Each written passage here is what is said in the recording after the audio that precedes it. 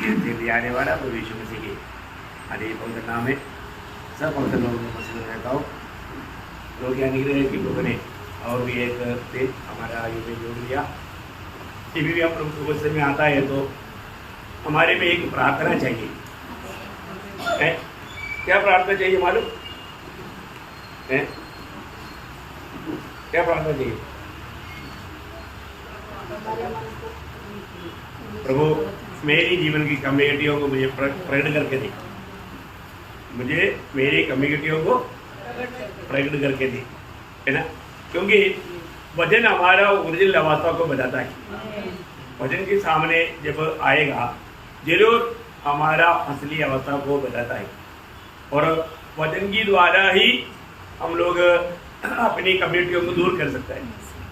क्योंकि आपको मालूम है वजन का सबसे बड़ा उपयोग एक प्रभु का जन के लिए आपको याद होगा, दूसरा तिमोथी 3 अध्याय उसका 16 और 17 वजन में संपूर्ण पवित्र शास्त्र परमेश्वर की प्रेरणा से रचा गया है और उपदेश और समझाने और सुधारने और धार्मिकता। देखो ये वजन किन किन कामों के लिए आएगा? उपदेश के लिए। देखिए हर एक बातों में हमारे जीवन में हमारा हमें किस प्रकार का जीवन बिताना है, ये सारे बात हमें वजन सिखाता है। हमें वजन से इन बातों को जानना है ना। हमारा सुधार ये वजन करता है। वजन हमें बताने के बाद में भी कितना लोग अभी तक तो सुधरा नहीं, ये एक बड़ा गलत बात है ना। वजन सुनने के बाद में वजन हमारा कम्युनिटी हमें बताने के बाद में हम सुधरा नहीं तो किसका गलती है? हमारी गलती है। क्योंकि प्रभु अपने वचन के द्वारा ये बातों को समझाया। फिर भी क्योंकि परमेश्वर का जन सिद्ध बनने के लिए और कोई मार्ग नहीं ऐसा है। तो ये भी प्रभु को उपस्थिति में आने के समय में हमारे जीवन में जो प्रभु प्रकट करेगा वो बात हमारे जीवन में हमें करेक्ट करना चाहिए। एक अच्छा निर्णय लेना चाहिए। प्रभु इस वचन के सामने मैं अपने आप को नम्र करता हूँ। मेरे को ये बात अभी मालूम हो गया कि ये मेरा जीवन में गलती है, मैं वो बात को कबूल करता हूँ। तो बहुत से लोग ऐसा कम्युनिटियों को प्रभु बताने के बावजूद भी वो लोग बदलता नहीं, है ना। हमें अपने आप को पूछना है कि प्रभु ने बताया हुआ कितनी बात जो मुझे समझाया जो प्रभु का जन के लिए योग्य नहीं है, मतलब प्रभु का पसंद का नहीं, मैं दूर किया है कि नहीं। मतलब प्रभु आज मुझ में आनंद दे कि नहीं। हम लोग हमेशा सुनने वाला एक बात है, मतलब पाला कोरिन्थियों ऐसा जाएगा 5 वचन, उनमें बहुतों में प्रभु प्रसन्न नहीं हुआ। बहुतों में प्रसन्न नहीं हुआ तो इसका मतलब 1 लाख का मतलब कम से कम 50,000 में प्रसन्न हो गया 50, ऐसा है क्या? नहीं है ना। है 6,03,550 लोगों में सिर्फ 2 लोगों में प्रसन्न हुआ। उसमें बहुतों में प्रसन्न नहीं हुआ बोलने का अर्थ कोई छोटा संख्या नहीं, और प्रसन्न होने वाले लोग बहुत थोड़ी है, बहुत थोड़ी है। देखिए अब इसका मतलब क्या है कि कई बार हम लोग मतलब प्रभु को प्रसन्न करने वाला मार्ग जानने पर भी उसको अमल नहीं करता। हम प्रभु को बार बार दुख देते रहता है ना। कई बार है ना, एक बात मैं आपको बताना चाहता हूँ। पहली बात, हम प्रभु का चुना हुआ है, प्रभु का बुलाया हुआ है, प्रभु हमारे साथ है, तो हमारे जीवन में आने वाला कोई भी प्रतिकूल में हम दुखी नाराज नहीं होना, इसमें सावधान रहना। देखिए ये प्रभु का वायदा है। पाला कोरिन्थियों 10 अध्याय का 13 वचन आपको याद है। मतलब परीक्षा में नहीं पड़े जो मनुष्य के सामने से बाहर है। देखिए परमेश्वर विश्वास योग्य है। एक अगर आप बोलता है मेरा प्रभु विश्वास योग्य नहीं, आप क्या बोलता? आपने शब्दों में नहीं बोला, कृत्यों में बोला। क्योंकि क्या लगता है कि मतलब प्रभु को भी मालूम नहीं मेरे जीवन में कितना भयंकर संकट है।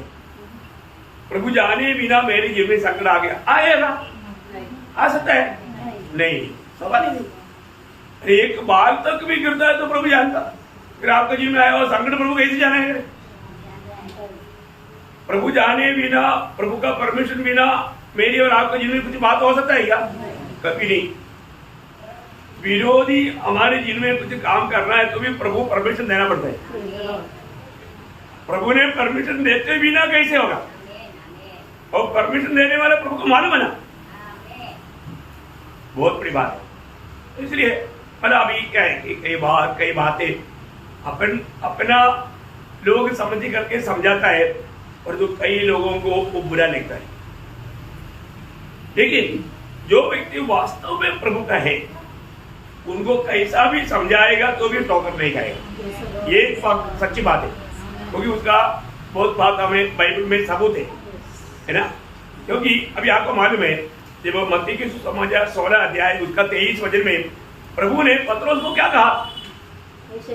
हाँ देखा वो कैसा डांटता। आप सोचो वो कैसे डांटता है। एकदम प्रभु बोलता है ए शैतान तुम मुझसे दूर हो, क्योंकि तू मेरे लिए डॉग है। देखा एक भयंकर डांट है। अभी ऐसा डांटेगा तो कौन रुकेगा? फिर कोई रुकेगा? लेकिन सच्चा चुनौती पाया हुआ प्रभु का लोग जानेगा ये डांट मेरे लिए जीवन का रोटी है। मेरे लिए क्या है? जीवन का रोटी है, ये जीवन जल है। क्योंकि आपको मालूम है ये डांट सुनने के बाद में मतलब उन्हीं दिनों में हुआ एक बात है, बाकी 70 लोग चला गया तो प्रभु उनको बोलता है वो जो यूहन्ना 6 अध्याय का 67-68 वचन। तब यीशु ने उनसे 12 से कहा, हाँ क्या तुम भी चले जाना चाहते हो? देखा तुम भी चला जाना चाहते हो। देखिए अभी मतलब ये जो बात हुआ उससे 1-2 दिन पहले ये बात हुआ नहीं समय के अनुसार। अभी आप देखिए अभी यहाँ पर अभी पतरस सोचेगा चलो ये तो मेरे को भी ऐसा डांटा है, मेरा अभी तक दर्द पूरा नहीं, मतलब पतरस को दर्द लगा ही नहीं। ये एक बात है यो ऐसा डांटेगा तो भी हमें दर्द नहीं लगना। अगर हमें दर्द लगने वाला दिल है तो मतलब वास्तव में उसका उद्धार का कार्य में वो बढ़ नहीं सकता। हमारा जीवन में अगर हमें प्रेम करने वाला अगर हमें डांटता भी है, क्योंकि ये जो डांट सबको नहीं मिलता, डांट उन लोगों को मिलता है जो प्रकाशित वाक्य के 3 अध्याय के 19 वचन। मैं जिन से प्रेम करता हूँ सबको उड़ाना और ताड़ना देता हूँ। देखा उनको मैं उड़ाना और ताड़ना देता है। मतलब क्या है कि प्रभु का लोग जो सच में प्रभु में बुलाहट पाया है, चुनौती पाया है, वो लोग कभी भी ओ मेरे को प्रभु के दास ने डांटा। अभी आज प्रभु डांटेगा तो किसके द्वारा डांटेगा?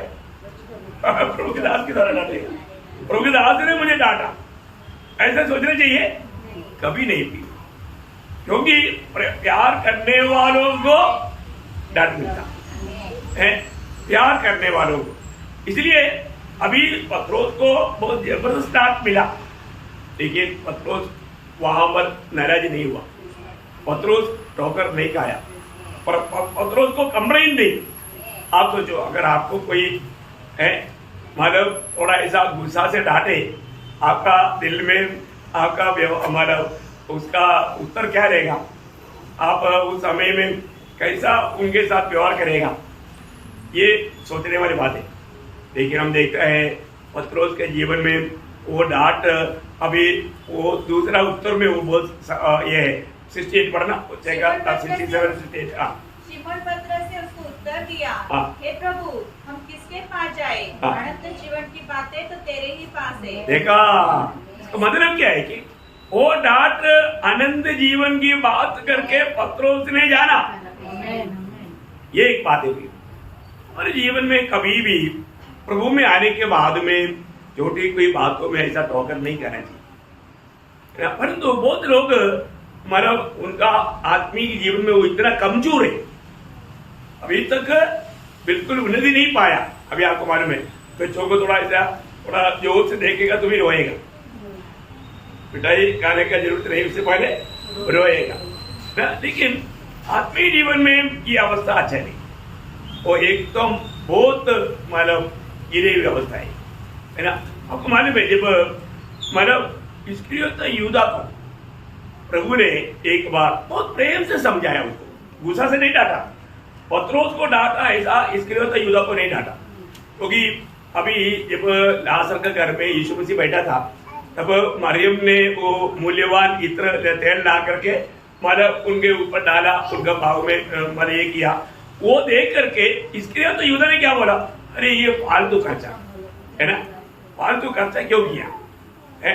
वहां पर यीशु मसीह ने उसको प्रेम से समझाया। आप देखिए जब यूहन्ना 12 अध्याय है उसका 4 से 8 पढ़ना। परंतु उसके चेलों में से यहूदा इस्करियोती नामक एक चेला जो उसे पकड़वाने पर था कहने लगा, यह इत्र 300 दिनार में बेचकर कंगालों को क्यों न दिया गया। उसने यह बात इसलिए नहीं की कि उसे कंगालों की चिंता थी, परंतु इसलिए की कि वह चोर था और उसके पास उनकी थैली रहती थी और उसमें जो कुछ डाला जाता था वह निकाल लेता था। यीशु ने कहा, उसे रहने दो। देखो यीशु उनको बहुत प्यार से बोलता है, उसको रहने दो, उसे यहाँ मेरे गाड़े जाने के दिन के लिए रखने दो। देखिए मतलब प्रभु यीशु मसीह ने उसको कोई डांटा नहीं, जिसे पत्रोस को डांटा था, उसको प्रेम से समझाया। देखो तुम गरीबों की चिंता कर रहे थे, ठीक है, गरीब तुम्हारे पास हमेशा रहेगा, लेकिन मैं हमेशा नहीं रहेगा, इसलिए मतलब उनका जो भी काम है उसका तो कोई बात नहीं है, ऐसा बोल उनको प्यार से समझाया। लेकिन इस्करियोता यूदा को वो बात अमल करने के लिए तैयार नहीं हो। देखा मतलब उसको लगता है कि सबका सामने समझाने वाला तू कौन होता है। देखा उसका दिल का घमंड, मेरे को सबके सामने समझाने के लिए तू कौन होता है, मैं करता हूं। वो क्या किया, मत्ती के सुसमाचार उसका 26 अध्याय का 14 से 16, उसी टाइम वो गया जा करके याजकों से मिला। अब मालूम क्या किया उसने, मालूम है? तब यहूदा इस्करियोती ने जो 12 चेलों में से एक था प्रधान याजकों के पास जाकर कहा, यदि मैं उसे तुम्हारे हाथ पकड़वा दूं तो मुझे क्या दोगे। उन्होंने उसे 30 चांदी के सिक्के तोल कर दिए और वह उसी समय से उसे पकड़वाने का अवसर ढूंढने लगा। देखा प्रियो बोलने करते क्या है कि मतलब ये उसको इतना प्यार से समझाने पर भी इस्करियोता यूदा का दिल में प्रभु के प्रति नफरत कड़वाहट फूट गया। देखा बोलने का अर्थ क्या है ना, हम लोग मतलब एक एक लोगों को प्रभु में इतना प्यार से भी समझाता है तो सब लोग वो समझना जरूरी नहीं। कई लोग उस बात को मेरे को समझाने वाला कौन होता है, मैं क्यों इतना मतलब समझदार नहीं है क्या, ऐसा एक गलत विचार उसमें चेतन लाता है, फिर वो हमेशा फिर उल्टा रीति में चलते रहेगा। बाप रे, ये बात मतलब मंडली में होता है, मतलब विश्वासी लोग इसमें बहुत सावधान रहना। कोई भी कारण प्रभु हमें देखो, इसलिए ना इब्रानियों का पत्री 12 अध्याय का 5 से मतलब उसका 11 तक का वचन वाला पढ़ेगा। प्रभु उस उपदेश को जो तुमको पुत्र के समान दिया जाता है भूल गए हो। हे मेरे पुत्र, प्रभु की ताड़ना को हल्की बात न जान और जो वह तुझे घुड़के तो साहस न छोड़, क्योंकि प्रभु जिससे प्रेम रखता है उसको ताड़ना भी करता है और जिसे पुत्र बना लेता है उसको कोड़े भी लगाता है। तुम दुख को ताड़ना समझकर सह लो, परमेश्वर तुम्हें पुत्र जानकर तुम्हारे साथ बर्ताव करता है। वो कौन सा पुत्र है, वो कौन सा पुत्र है जिसकी ताड़ना पिता नहीं करता। अब बताओ, ऐसा कोई पुत्र है? जो अनेक पुत्रों को डांटना पड़ता, ताड़ना देना पड़ता। और तो आज का पीढ़ी में मैं बोलता हूँ बच्चों को लोग ताड़ना नहीं देता, मानव ताड़ना भी नहीं देता, चढ़ी भी नहीं मारता। एक्चुअली इसलिए बच्चे लोग ज्यादा बिगड़ जाता। यो वजन जो आता है सत्य गाता है, वजन के अनुसार हमें करना ही चाहिए। अभी क्या है, पहले तो 10 बार हम लोग तो बहुत मार खाया क्योंकि कोई न था तो अभी क्या है, बड़ा मुश्किल से एक दो, हम दो हमारे लिए दो, ऐसा बोल के सिद्धांत भी मेरा है। अभी 2 नहीं 1 है तो फिर पूछो मत, अनेक गिनती झूठ करते करते क्या हो गया, मानव बहुत ज्यादा नुकसान कर दिया। प्रभु का वचन कभी बदलता नहीं। तो इसी प्रकार आत्मीय जीवन में भी है। आत्मीय जीवन में अगर हम गिनती देखता है तो हमें उसको प्रेम से समझाना, जगह पर डांट का जरूरत है डालना, ये सब प्रभु का वचन में व्यवस्था दिया हुआ है। अभी जब प्रभु का वचन के अनुसार जब कार्य करता है, लेकिन बहुत जो शारीरिक लोग है वो इन बातों को अमल नहीं करना। तो मैं आपको बहुत कम विनती करता हूँ, कभी किसी को भी कोई बात समझाता है तो आपका आत्मीय जीवन का उन्नति के लिए है, उसमें हमें बहुत उत्साहित बन करके मानो उसमें आगे बढ़ना चाहिए, क्योंकि आप और भी प्रभु में बढ़ करके प्रभु का काम में आएगा इस लक्ष्य में बताता है।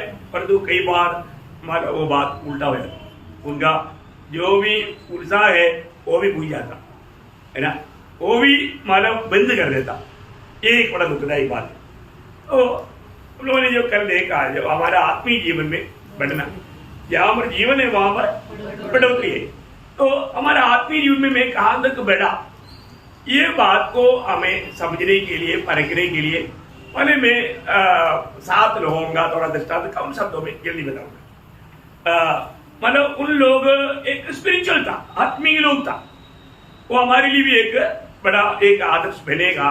उस कारण में आपको थोड़ा सा उसका बारे में बता करके फिर हम मतलब जो मसीह की सत्ता के बढ़ने के लिए प्रभु को किस रीति में मतलब फॉलो करना, वो बात का भी 7 पॉइंट जल्दी बताऊंगा। तो ये 7 14 पॉइंट बोलने का पूरा कोशिश करेगा, हो जाएगा शायद शॉर्ट में। तो मैं प्रभु धन्यवाद दूं। अगली बात, पुराने नियम में आपको मालूम है मेरे दिल का जैसा दावीद का जीवन एकदम मतलब एक मैच्योर जीवन था, आत्मीय जीवन में उन्नति पाया हुआ एक जीवन था। मैं आपको मतलब बहुत ज्यादा बात नहीं बताएगा तो भी चलेगा, लेकिन एक बात मैं आपको बताना चाहूंगा, एक खास बात। अभी नादान ने जाकर के, आपको याद है जब दावीद को पाप का याद दिलाया है ना, दूसरे शामूएल में उसका 12 अध्याय का ये 1 से पूरा वचन है, लेकिन उसमें 7 वचन में नादान सीधा दावीद राजा का चेहरे पर अंगुली उड़ा के बोलता है, ओ मनुष्य तू है। बाप रे अब देखिए प्रियो, मतलब वो मनुष्य तू है। अभी देखिए, ये कोई मतलब चुपके से बोला हुआ बात नहीं, राज्य सदस्य में बोला हुआ बात है, वहां पर पूरा लोगों के सामने। अभी उस समय में दावीद राजा है, दावीद एक दुराभिमानी होता तो उस दिन नादान का गला काटता है, परंतु दावीद ने ऐसे नहीं किया। दावीद वहां पर नम्र बना, उन्होंने वो बात कबूल किया, मैं वो गुनाहगार है। कई बात क्या होता है, अगर आपको बोलना भी है तो मेरे को पेशेंटली बोलना चाहिए था ना। देखो हमारा सवाल वो है, मेरे को वो तो स्वभाव शाऊल का था, शाऊल ने गुनाह किया, शाऊल को बोला तूने वचन को मोड़ दिया इसलिए प्रभु ने तुझको छोड़ दिया, लेकिन शाऊल बोलता है तुम किसी को मत बोलो, अभी मेरी सताओ। 15 अध्याय में वो 30 वचन में गई है, बोलते अभी तू मेरी सताओ, बोलेगा तो किसी को मत ना होने दो ताकि मेरा वो काम दब जाए। देखा, वो बात को छिपाना चाहता है, और तो दावीद ऐसे नहीं किया। दावीद मतलब सबके सामने वो बात को कबूल किया, कबूल करके उसने गाया हुआ भजन संगीता है 51 भजन संगीता। आपको मैं अभी उस पर नहीं जाऊंगा, बोलने का मतलब आप उसको पढ़ करके जान सकता है। प्रयोग एक कितना गौरव का बात है, एक आत्मिक जन ही। इसलिए मालूम क्या है कि हमारे जीवन में हमारा आत्मीयता जब हमारी प्रतिकूल में कोई बात आता है तभी मालूम पड़ता। हमारा हर एक बात अनुकूल है, तो जैसे अभी बारिश आ गया, कई लोग वो बारिश को देख करके रुक जाता लेकिन प्रभु के जन के लिए ऐसा कोई बात वादा नहीं। तो मानव प्रभु के प्रति इतना ज्वलन है ना, बोलने का अर्थ क्या है ना प्रियो, हमारे जीवन में। अभी दावीद के जीवन में आपको मालूम है, अबशालोम के सामने से भागने के टाइम पर भी वो शिमई नाम का व्यक्ति उसको श्राप दे रहा है, पथरवाह कर रहा है, लेकिन अगर अभिषाई जाकर बोलता है कि अभी उसका घर काट दो, नहीं, जब मेरा ही मारा बेटा मेरे खिलाफ में है, ये तो एक माला अन्य व्यक्ति इस प्रकार करता है, इसमें कोई बड़ी बात नहीं। और उसने प्रभु का हाथ वहां पर देखा, उन्होंने बोला, यहोवा ने उसे कहा है तुम जाकर के मेरे दास को श्राप दे दे। देखा प्रियो, ये एक पॉजिटिव साइड से देखने का बात, वो एक आत्मिक जंगा है। आपको समझ में आ रहा है? हम लोग क्या होता है, हम लोग हमेशा कुछ भी बात आ गया तो हमारे प्रभु कितना महान है वो बात भूल गया। है, मैं अभी अकेला पड़ गया और मैं क्या करूं? मतलब हमारे प्रभु पर भरोसा भी टूट जाता। ये सब नहीं होना चाहिए। कैसा भी कितना भी प्रतिकूल में भी हमको ये बात को जानना है, प्रभु ने मुझे बोला है मैं तुझे अनाथ नहीं छोड़ेगा और मैं तुम्हें कभी नहीं छोड़ेगा, कभी नहीं जाएगा। ये सब वचन दिया वो प्रभु हमारा मुसीबत का वक्त में हमें छोड़कर जाएगा? कभी नहीं जाएगा। अरे जिस पिता ने हमारे अपने एकलौते पुत्र को हमारे लिए दिया है, सूली पर यीशु मसीह बोलता है हे परमेश्वर तूने मुझे क्यों छोड़ दिया? अरे पुत्र को भी हमारे लिए छोड़ दिया पिता ने, मरने दिया। आप देखो किसके लिए? हमारे लिए। और आप बोलता है अभी आपको प्रभु परेशान कर रहा है, ऐसे परेशान होने देगा? नहीं, कभी नहीं।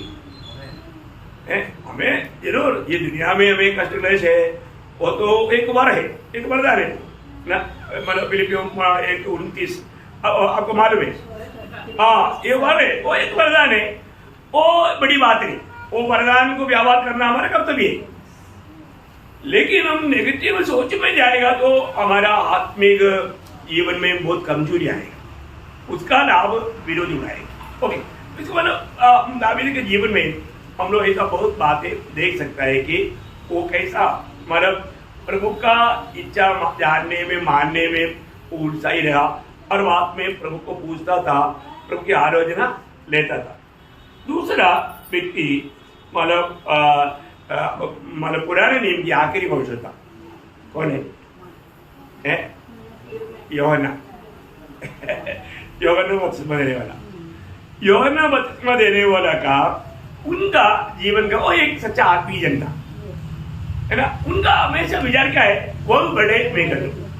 देखा, एक आत्मीय जन का हमेशा उनका दिल की इच्छा क्या रहता? मुझ में प्रभु बैठना और मैं शून्य होते जाना। यूहन्ना 3:30। अब यह वचन वाला आपको मालूम, ठीक है ना। लेकिन यहाँ एक बड़ा विशेष बात क्या है ना, यीशु मसीह के बारे में उनका दिल में इतना बड़ा सम्मान है ना। लूका का सुसमाचार उसका 3 अध्याय का 15-16 वचन में, लूका उसका 3 अध्याय का लगाए हुए थे और सब अपने मन में यूहन्ना के विषय में विचार कर रहे थे कि क्या यही मसीह तो नहीं है। तो यूहन्ना ने उन सब से कहा, मैं तो तुम्हें पानी से बपतिस्मा देता हूँ, परंतु वह आने वाला है जो मुझसे शक्तिमान है, मैं तो इस योग्य भी नहीं कि उसके जूतों का बंद खोल सकूं। देखा, मतलब मैं उसका जूते का बंद खोलने के लिए मैं उसके लिए भी योग्य नहीं। अब बताओ, मतलब यीशु मसीह को कितना सम्मान करता है ना। जब वो बात को आप यूहन्ना के सुसमाचार उसका पहला अध्याय उसका 19 से 28 पढ़ना चाहिए, लेकिन आप मानो उसका 23 वचन पढ़िए। उसने कहा, जैसा यशायाह भविष्यवक्ता ने कहा है, मैं जंगल में एक पुकारने वाले का शब्द हूँ। सर देखा, मतलब लोगों ने यही मसीहा करके मतलब सोच करके उसको सम्मान करने के लिए दुनिया तैयार है, लेकिन वो अपना असलियत बोलता है, मैं वो मसीहा नहीं हूँ, मैं और कोई भविष्यवक्ता नहीं हूँ, मैं सिर्फ एक शब्द हूँ। देखा क्या नम्रता है, कितना बड़ा नम्रता है। और इतना ही नहीं, जब यीशु मसीह और भी यूहन्ना को भी चेलों को लेकर के यीशु मसीह अपना चेला बना रहे करके सुना, तो भी वो क्या बोलता है? मतलब वो बोलता है कि मैं आनंदित हूं क्योंकि स्वर्ग से उसको वो अधिकार मिला है। बड़ी बात है, ये एक आत्मीय जन का दृष्टिकोण। हमें इन बातों से, इन एक व्यक्तियों से क्या सीखने के लिए मिलता है, मैं उसके लिए एक उदाहरण रूप में ऐसा जो अपन साधारण विधि में नहीं सोचता, ऐसा लोगों को दिया। बोलने का अर्थ यह है कि उनके जीवन में वो आत्मिक मैच्योरिटी हम देखता है, परिपक्वता, है ना। जबकि प्रभु यीशु मसीह ने यूहन्ना के बारे में क्या कहा भाई आपको मालूम है ना। मत्ती के सुसमाचार उसका 11 अध्याय के 10-11 वचन पढ़ना, बाकी बहुत बात पढ़ने के लिए है, लेकिन हम शॉर्ट में पढ़ेंगे। ये वही है जिसके विषय में लिखा है, देख मैं अपने दूतों को तेरे आगे भेजता हूँ, जो तेरे आगे तेरा मार्ग तैयार करेगा। मैं तुझसे सच कहता हूँ कि जो स्त्रियों से जन्मे हैं उनमें से यूहन्ना बपतिस्मा देने वाले से कोई बड़ा नहीं हुआ। देखो, मतलब यूहन्ना बपतिस्मा देने वाला मतलब पुराने नियम की सारे भविष्यवाणियों में सबसे बड़ा है। देखा इतना बड़ा गवाही है, लेकिन वो बड़ाई पहले यूहन्ना में नहीं दिखता। वो अपने आप को हमेशा छोटा दिखाता है ना, पर प्रभु को महिमा देता। बहुत बड़ी बात है। इसी प्रकार अभी हम जब बाइबल में नया नियम में चारों समाचार लिखने वाला लोगों के बारे में अगर देखेगा तो उसमें भी हम ये नम्रता देख सकते हैं, है ना। मत्ती अपने विषय में मैं मत्ती हूं करके तक नहीं बोलता। देखा ये एक बहुत बड़ी बात है, चुंगी लेने वाला करके बोलते हो, बहुत बड़ा बात है। मतलब अपने आप को बिल्कुल प्रभु को महिमा देता है, और जो अपने विषय में वो बिल्कुल चुप होता ना। उसका मत्ती 9:9। वहाँ से आगे बढ़कर यीशु ने मत्ती नामक एक मनुष्य को महसूल की चौकी पर बैठे देखा और उससे कहा मेरे पीछे हो ले। वह उठकर उसके पीछे हो लिया। देखा मतलब वो अभी ये तो लोग कहने वाली बात है, लेकिन उसने अपने आप को सिर्फ एक चुंगी लेने वाला का रूप में मतलब बजाते हुए अपने आप को इतना शुद्ध किया। प्रभु को पाने के बाद में हमारे जीवन में हमें कितना नम्र और दीन बनना चाहिए। यीशु मसीह को हमारा सर्वस्व जानना, ये बहुत बड़ी बात है ना। और इसके बाद में मरकोस के सुसमाचार में देखिएगा तो मरकोस आपको मालूम है, मतलब मरकोस ने जो भी एक्चुअली लिखा वो पत्रोस से सीखा। वो अधिक पत्रोस मतलब मरकोस को अपना बेटे के समान प्यार करते थे। ऐसा वो अपना पहला पत्रोस 5 अध्याय का 13 वचन में वो लिखा है, मेरा बेटा मरकोस, ऐसा एक शब्द है वहाँ पहला पत्रोस 5 का 13 में, मेरा पुत्र मरकुस। हाँ मेरा पुत्र मरकुस, मतलब एक अपने बेटे के समान मरकुस को प्यार करके मानो को कार्रवाई करते थे, है ना। तो बोलने का अर्थ क्या है कि मतलब उन्होंने अभी ये किससे पाया, किससे पा करके मरकुस ने लिखा, पत्रोस से पाया। इसका मतलब पत्रोस का भी वहां पर एक नम्रता दिखता है। पत्रोस का जिंदगी का गिरावट को भी लिखने में मरकोस को उन्होंने बता कर दिया।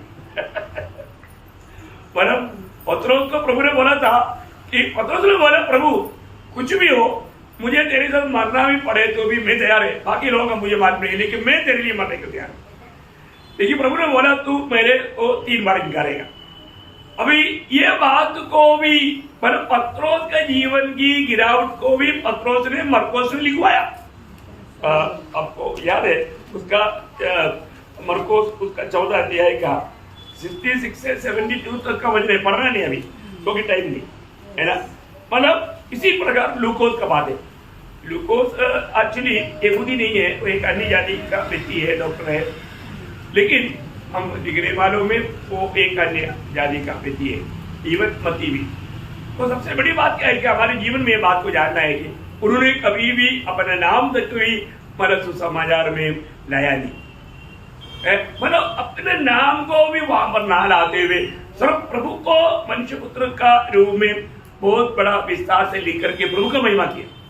बोलने का अर्थ क्या है, एक आदमी है कभी भी उनका खुद का कोई बात को लेकर नहीं आता, हमेशा प्रभु को ही महिमा देता। उसी प्रकार यूहन्ना के बारे में देखेगा तो अद्भुत बात है, यूहन्ना कभी भी अपने नाम नहीं लेता।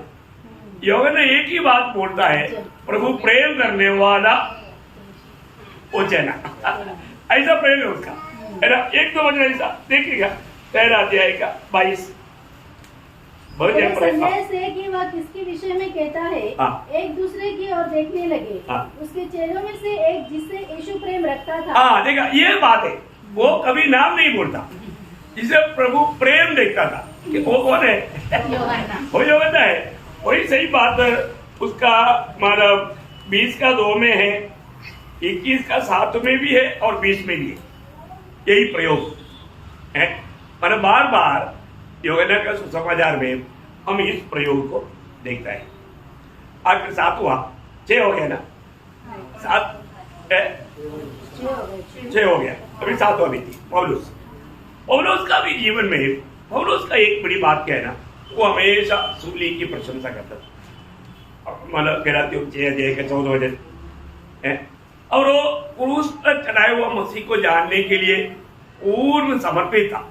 पहला कुरिन्थी 2 का 2 और अपने बारे में बोलेगा तो हमेशा अपने आप को छोटा समझता था।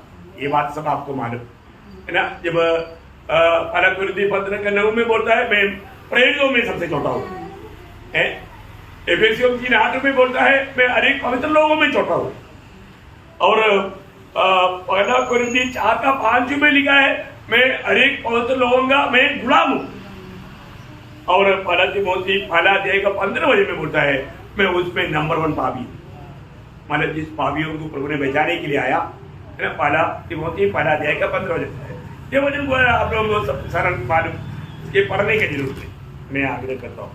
और इसलिए और वो क्या बोलता, वो हमेशा अपने में मसीह को ही देखता।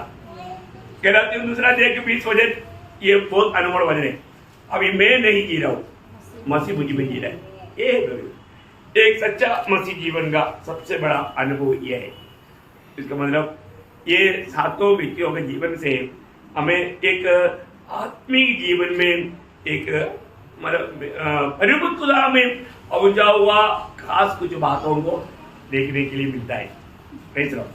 अभी मैं आपको और आखिरी 7 बात मतलब प्रभु यीशु मसीह में जो हमें बैठने का, मसीह को ही आधार करके चलने वाला 7 पॉइंट, बहुत बड़ी बात है। ये सब मतलब 7 में क्यों किया तो आपको मैं आपको पहले भी बोला, आपको ये याद करने के लिए आसानी होगा। उसमें सबसे पहली बात मसीह जीवन में हम हर एक को ये जानना है कि मैं एक सच्चा मसीह का चेहरा है। चेहरे का लक्ष्य हमेशा गुरु के जैसा बनना है ना। मतलब लूका का सुसमाचार 6 अध्याय उसका 40 वचन, लूका 6:40। चेला अपने गुरु से बड़ा नहीं, परंतु जो कोई सिद्ध होगा वो अपने गुरु के समान होगा। देखा, चेला अपने गुरु से बड़ा नहीं, मतलब जो सिद्ध होगा तो गुरु का समान होगा। अभी हमें मसीह के सिर तक बढ़ना है, अब इसका मतलब क्या है कि हमें वो सिद्धताई की ओर बढ़ना है। बहुत बड़ी बात है। मैं एक मसीह के चेला है तो मुझे वो सिद्ध बनने के लिए इच्छा चाहिए। अभी आपको मालूम है एलिया के पीछे चला हुआ एलीशा का बहुत बड़ी इच्छा था, मेरा गुरु के जैसा मुझे बनना है। इसलिए वो दुगुना आत्मा का सामर्थ्य चाहता था। हमारे भी जीवन में ये एक बहुत बड़ा लक्ष्य लगाना है ना, बहुत बड़ा लक्ष्य लगाना।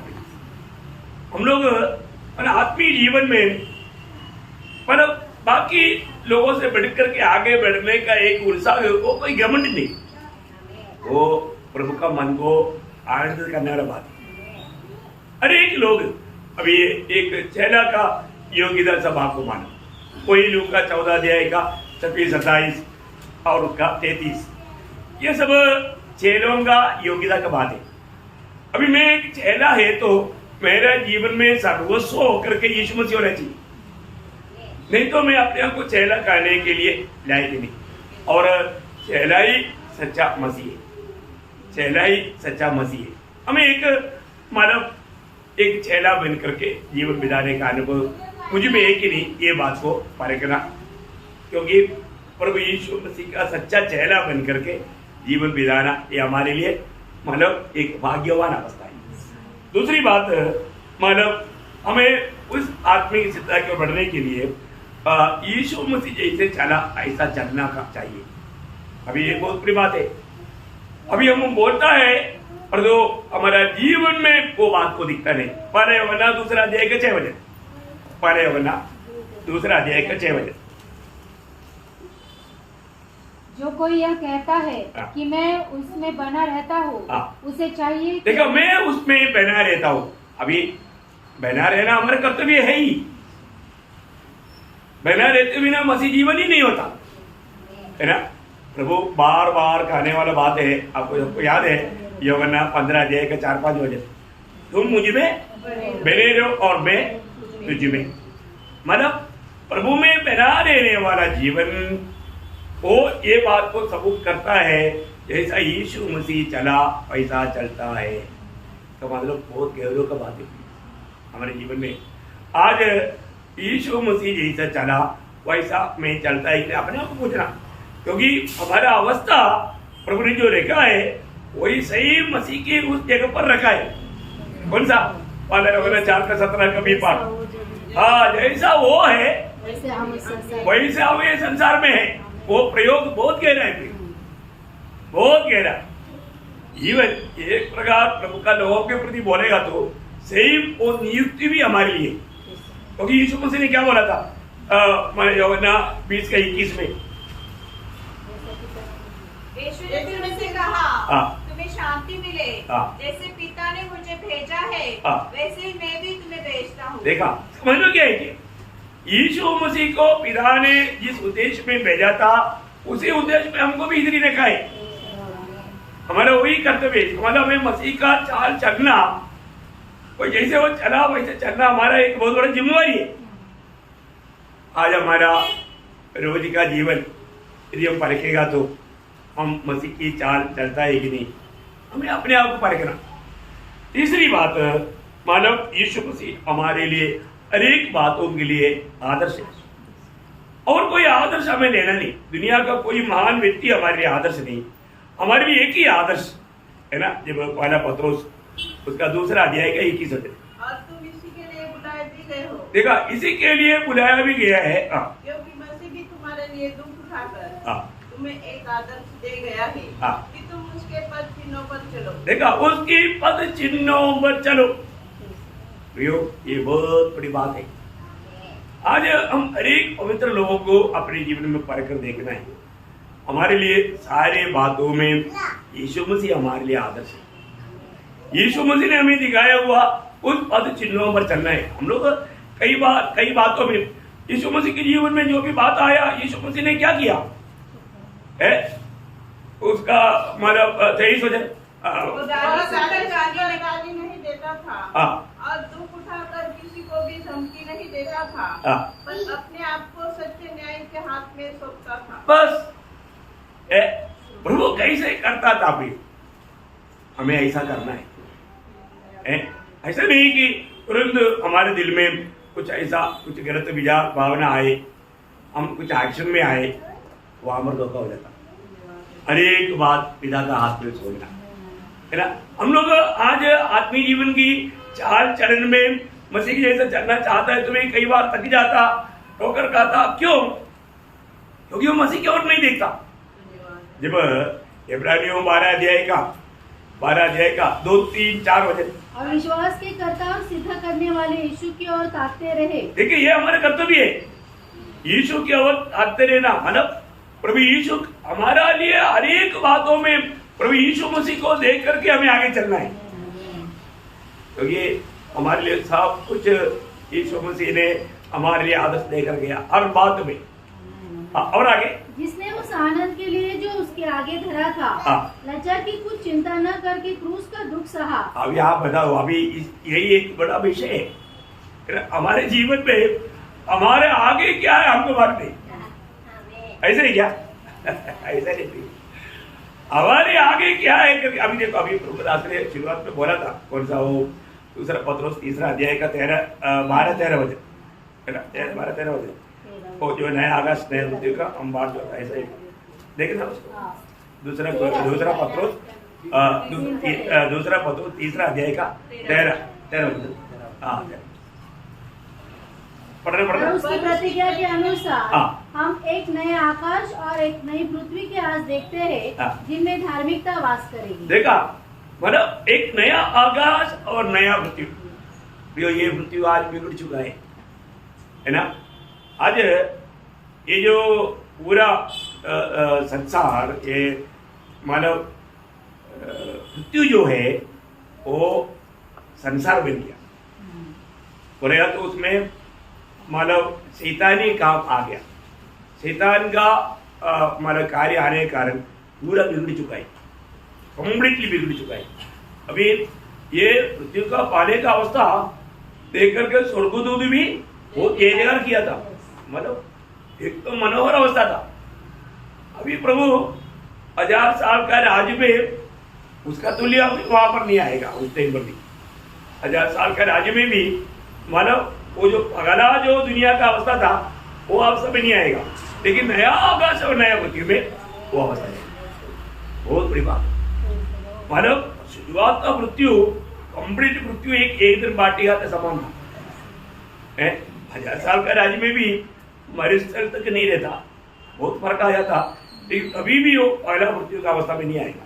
जब तक ये जल करके नया मृत्यु नहीं बनेगा तब तक वो अवस्था में नहीं आएगा। लेकिन 1000 साल के राज्य में एक बड़ी बात क्या है कि वहां पर शैतान और दुष्ट दूध नहीं, पाप नहीं, मतलब पाप कर सकता है, लेकिन इसलिए मतलब हम राजदंड चलाएगा, इसको डांटना पड़ेगा, ऐसे बात आता है। लेकिन पुलिस स्टेशन, आर्मी सब नहीं है, हॉस्पिटल नहीं, नर्सों का कोई काम नहीं। तो इसके लिए उस समय में एक अनोखा अवस्था है, कितना बड़ी बात है प्रभु का वजन में। लेकिन उसको प्राप्त करने के लिए उसका 11-12 वजन में कुछ ज्यादा भी नहीं दिया मेरे ख्याल में। तो बाहर जो होने वाला लोगों का खूबी 12-13 में 11-12 जबकि ये सब वस्तुएं इस रीति से पिघलने वाली है, तो तुम्हें पवित्र चाल चलन, तुम्हें पवित्र चाल चलन और भक्ति में कैसे मनुष्य होना चाहिए, और हम परमेश्वर के उस दिन की बाट किस रीति से जो होना चाहिए। देखा, परमेश्वर की उस दिन की बाट किस रीति में होना चाहिए, और उसके जल्द आने के लिए कैसा यत्न करना चाहिए। देखा देखो, हम लोग प्रभु जल्दी आना चाहता है क्या? कितने लोग चाहता है? प्रभु जल्दी आना है तो आपको मालूम है कुछ बात है, प्रभु बोलता है ना, तुम जानना चाहिए, नहीं जाना वो अनुभव में नहीं रहना चाहिए। उसमें से एक बात है कि जातियों की पूर्ण संख्या, मतलब रोमियो 11 अध्याय का 25-26 पे शायद। भाइयों, ऐसा न हो कि तुम अपने आप को बुद्धिमान समझ लो, इसलिए मैं नहीं चाहता कि तुम इस भेद से अनजान रहो। देखो, तुम इस भेद से अनजान नहीं रहना है, तुम इस भेद से अनजान नहीं रहना। देखा, तुम्हें जानना, क्या जानना? कि जब तक अन्य जातियां पूरी रीति से प्रवेश न कर ले, तब तक इस्राएल का एक भाग ऐसा ही कठोर रहेगा। इसका मतलब क्या है ना, मतलब हमारे प्रभु की आगमन तब होगा जब अन्य जातियों से प्रभु ने नियत किया हुआ वो संज्ञा पूरा होना। फिर पूरा होना, अब प्रभु जल्दी आना है तो हमें क्या करना पड़ेगा? हमें सुसमाचार सुना करके आत्मा जीतना पड़ेगा, क्योंकि जो प्रभु का वो जातियों का संज्ञा जब तक पूर्ण कौन करेगा? मंडली करेगा। मंडली सुस्त होकर के सोते रहेगा तो प्रभु का स्वर्गदूत आकर के नहीं करेगा। और कोई बोलेगा वे प्रभु का बड़ा भक्त है, प्रभु मेरा खेती में तेरा दूध को भेज काम कराओ, बोलेगा तो नहीं करेगा, ये काम नहीं होगा। अभी आत्मा जीतने का काम प्रभु ने किसको दिया? हमें दिया है, वो हमें करना है। तो अभी हम मतलब ये जल्दी आना चाहता है तो चाहता है करके बोलता है, लेकिन हम सुसमाचार का गवाही नहीं देता है तो हमारा सच्चा चाहते नहीं है। हमारा चाहत होना चाहिए, हम लोग चाहता है कि नहीं? चाहना चाहिए प्रियो। वो कितना अनोखा, पर हमारे लिए कितना अनोखा भविष्य रहेगा, उसके बारे में सोच करके ये जीवन में आने वाला दुखों के बारे में टेंशन नहीं लेना प्रियो। ये सब हमने कल भी देखा ना, हम लोग कैसा ताराओं की समान चमके। कौन सा तारा? छोटा तारा, ये चंद्रमा से भी छोटा छोटा तारा है। अभी मानव पृथ्वी के जैसा 13 लाख पृथ्वी अपना ये सूरज में जाएगा। कितना? पृथ्वी के जैसा 13 लाख पृथ्वी, उसके अंदर इतना बड़ा हो, अपने को ये छोटा बड़ा दिखता है, लेकिन अपना पृथ्वी के जैसा 13 लाख। और ये सूरज के जैसा 10,000 से अधिक सूरज को अपना अंदर लाने वाला और तारा है, और उसका तेज क्या रहेगा? और पौलुस बोलता है तारों में भी तेज में फर्क है। अगर कौन सा तेज कौन सा कैसा महिमा चाहता है? और महिमा पाने का व्यवस्था क्या है? कष्ट, इसका अलावा कुछ नहीं। इसलिए मतलब रोमियो 8:18 बजे हम लोग भाई हाथ रखता है क्या बोलता है? अबे समझता हूँ इस समय के दुख और क्लेश उसमें, इस समय का दुख और, लेकिन हम लोग को इस समय का दुख और क्लेश भारी है। हल्का समझता है? नहीं, भारी समझता है। हम उसे बेचने निकलना चाहता, बेचो मत। प्रभु ने आपको सामर्थ दिया और आपको कष्ट संकट दिया तो उसको आनंद से सो। बोलता है आने वाला वो महिमा के सामने है। अभी आप उधर जाने के बाद में सबको ज्यादा महिमा मिलने के टाइम पर आपका महिमा कम रहेगा। प्रभु और एक चांस बोलेगा तो चांस है क्या? नहीं है ना, चांस ही नहीं है ना। एक ही जिंदगी, ये वचन में लिखा हुआ, हर एक वचन सत्य छाया हुआ है। थोड़ा भी बात में मिस्टेक आएगा नहीं। ये वचन के ऊपर मैंने आपको बहुत बार क्लास दिया है, वचन का बहुत है ना, आपको भी याद है ना। फिर भी लोगों को वचन को इतना नहीं मतलब मौत देता, वचन को बहुत मौत देना चाहिए क्योंकि वचन बहुत मतलब श्रेष्ठ है ना। जब भजन संहिता 12 अध्याय का 6 परमेश्वर का वचन पवित्र है। देखा, परमेश्वर का वचन पवित्र है, उस चांदी के समान जो भट्टी में मिट्टी पर ताई गई और 7 बार निर्मल की गई। बोलने का अर्थ, बोलने का अर्थ क्या? थोड़ा भी गिरती है, थोड़ा भी गिरती है। देखो मतलब कभी भी देखो, दुनिया में कितना भी ग्रंथ है वो सब समय के अनुसार बदलना पड़ता है। नहीं बदलेगा तो फिर उसका कोई मतलब मूल्य नहीं। परंतु प्रियो, बाइबल ऐसा है, बाइबल एक ऐसा ग्रंथ है, सत्य ग्रंथ है, उसमें कभी भी बदलेगा नहीं। ठीक है, कुछ ट्रांसलेशन वाला में कुछ मिस्टेक आया हो तो मतलब ट्रांसलेशन में आया वो मिस्टेक है, परंतु बाइबल का एक भी शब्द कभी बदलेगा नहीं।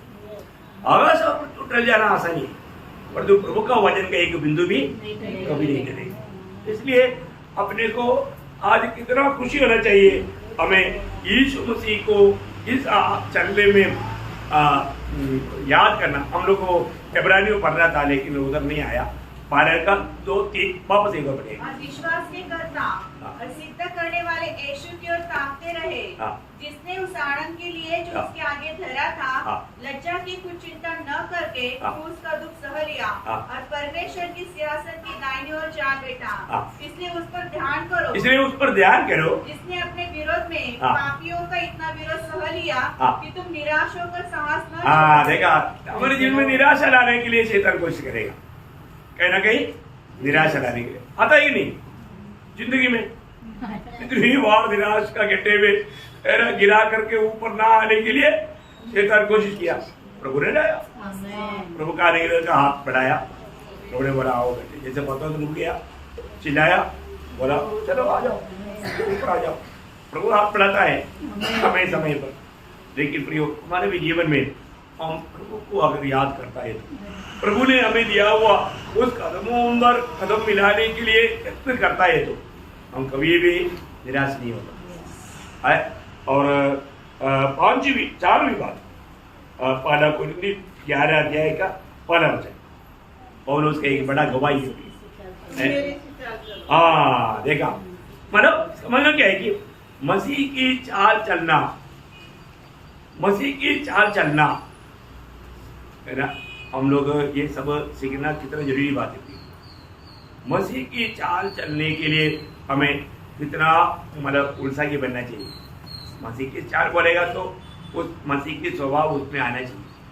एक्चुअली है ना, बाइबल का एक निचोड़ बोलेगा तो हम लोग शायद यूहन्ना 3 का 16 बोलेगा, उसी प्रकार का एक निचोड़ वचन है फिलिपियों 2 का 5। ये जो प्रभु में आया हुआ पवित्र लोगों में आज क्या होना चाहिए? मसीह का स्वभाव होना चाहिए। आप देखिए, मसीह के स्वभाव में कहां तक हम बैठ पाता है। बाकी किसी को मत देखो, इसको उसको मत देखो, बहुत कम ही दिखाई देगा। परंतु मैं मसीह के स्वभाव में मैं कहां तक आगे बढ़ पाया तो आप वास्तव में प्रभु का महिमा का मार्ग में, मतलब प्रभु का प्रसन्नता का मार्ग में। और 5वीं बात, मत्ती 4 का 19, मत्ती 5 का 19 और 16 का 24। लॉर्ड यीशु ने उनसे कहा, मेरे पीछे चले आओ। मेरे पीछे चले आओ, मतलब प्रभु का पीछे चलता है करके यकीन करना।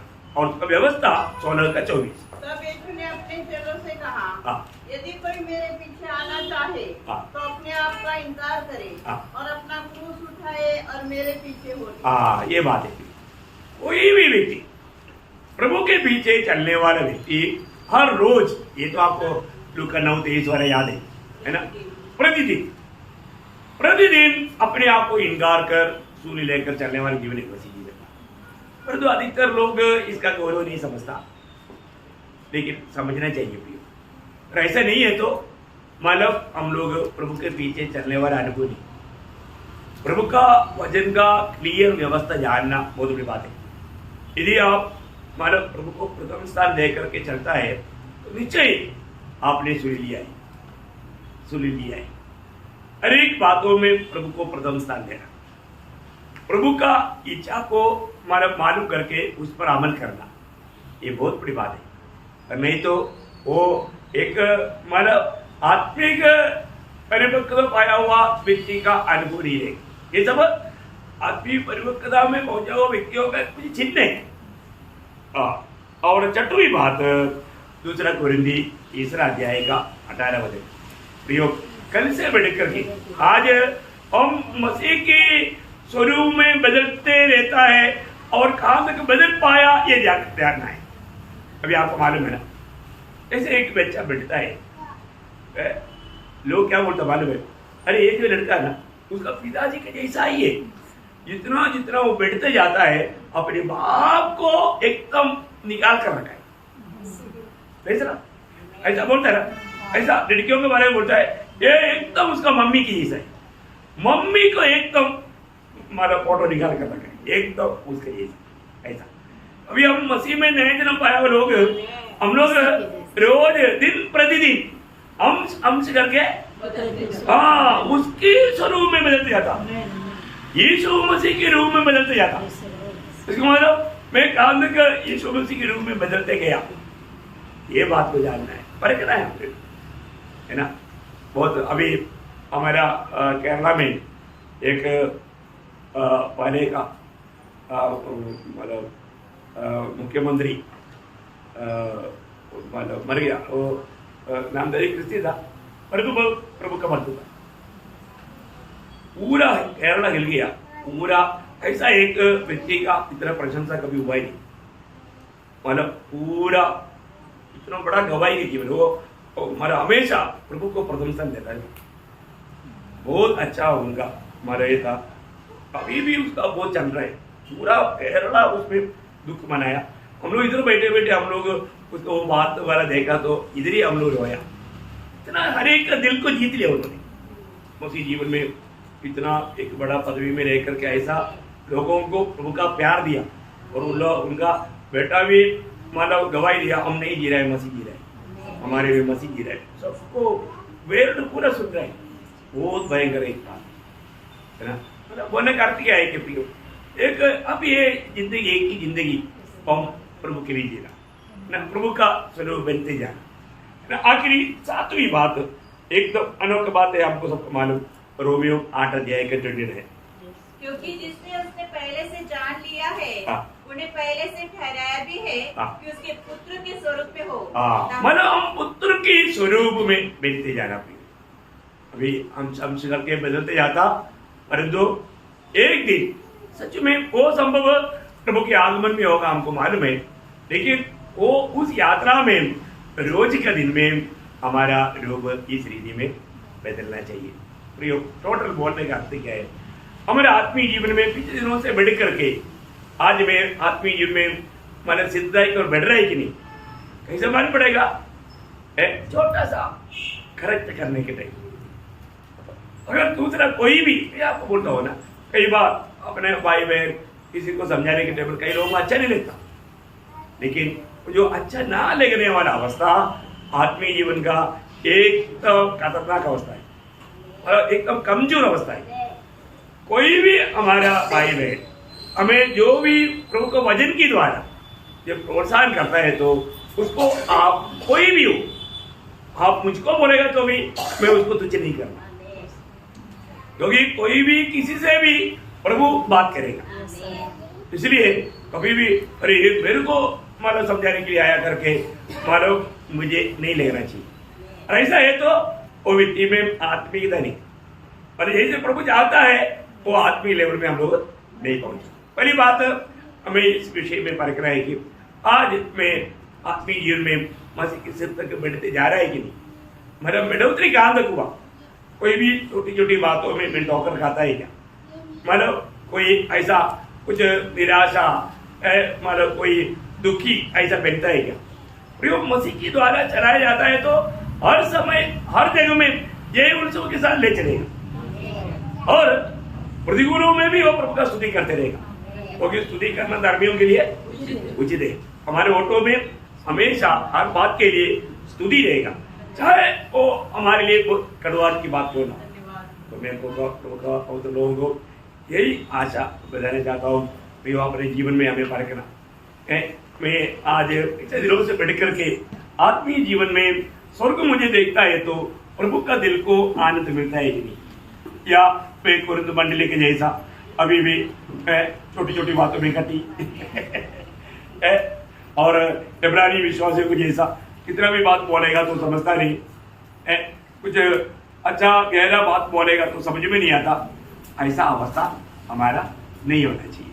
तो प्रियो, हम लोग आज मुझे तो विश्वास है कि यहाँ पर एक काफी परसेंटेज लोग अच्छा रीति में आगे बढ़ रहा है, लेकिन कुछ लोग इतना जैसे बढ़ना चाहिए समय के अनुसार वो बढ़ोतरी नहीं हुआ। तो हमें एक दूसरे को मदद करें, एक दूसरे को प्रोत्साहन करें, हमारे बीच में एक भी कमजोर ना हो, क्योंकि अगर हमारे अंदर एक दूसरे के प्रति बोझ रहेगा, जलन मन रहेगा, हम दूसरे के लिए मददगार बनेगा। लेकिन सावधान, मदद करते करते ठोकर ना खाना ऐसे भी हो जाता है। अपन प्रभु का प्रेम में प्रोत्साहन देता है, कई बार प्रोत्साहन कई लोगों के लिए ठोकर भी मिल जाता है। ऐसा ना होने देना। तो ये वचनों के द्वारा से बात किया है, प्रभु को महिमा हो।